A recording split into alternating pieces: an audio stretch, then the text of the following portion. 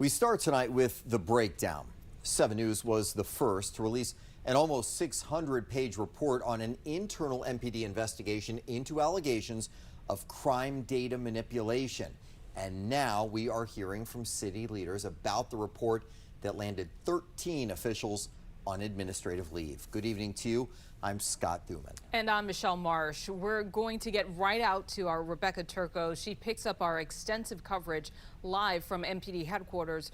Rebecca, what did the interim police chief say today?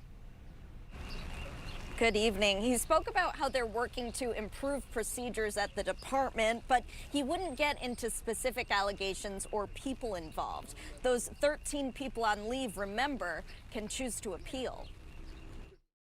We're going to continue to make sure that our crime stat procedures are improved. Interim Chief Jeffery Carroll says the Inspector General is taking a systematic look into allegations the Metropolitan Police Department manipulated crime data. We'll incorporate any other recommendations that come out to make sure that we have the most confidence in our data as possible. Investigators say our I-Team reporter Scott Taylor got his hands on MPD's lengthy internal investigation report, outlining allegations of altered police reports across multiple units and districts, where in some cases, serious crimes were downgraded to less severe offenses. The report says MPD sworn and professional staff flagged discrepancies last May, stating then Executive Assistant Chief Carroll discovered year-to-date stats for assault with a dangerous weapon in the 3rd District went down when they should have gone up. Carroll wouldn't address that specifically, but said, but if we do find things or things that need to be further investigated, that's what we do. We push them forward and look at that. Do you believe any cases weren't fully investigated based on how they were classified? No, I don't believe there were any cases that were not appropriately investigated at this point. What I would say, if there's anyone who has any concerns about a specific case, they can feel free to reach out to us, as people do in any case that we have or any investigation that we have. The department recently placed 13 high-ranking members on leave. They can choose to appeal. Transparency with the community is one of our biggest issues, to make sure that we are transparent and push as much information while balancing that right of the employees that are there. So we're going through that process.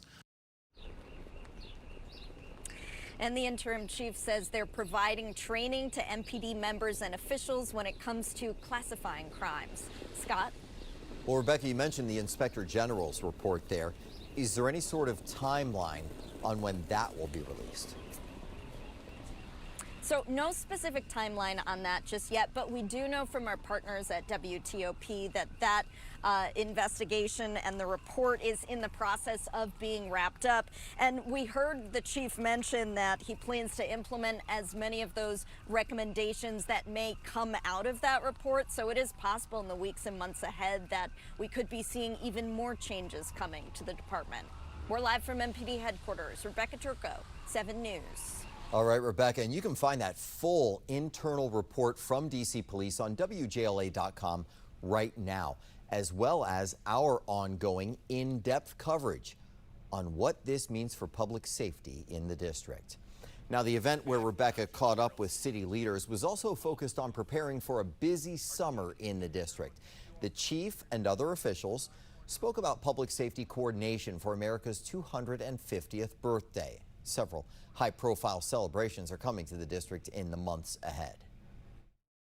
In order to keep these events safe and secure, expect a wide security perimeter and traffic closures. Through all the events taking place this summer, we want everyone to exercise patience. There will be traffic and crowds and often hot weather, but these are exciting events and we want folks to celebrate safely. You can follow all of our coverage on upcoming America 250 events, including those critical traffic alerts, on our website. Just go to WJLA.com.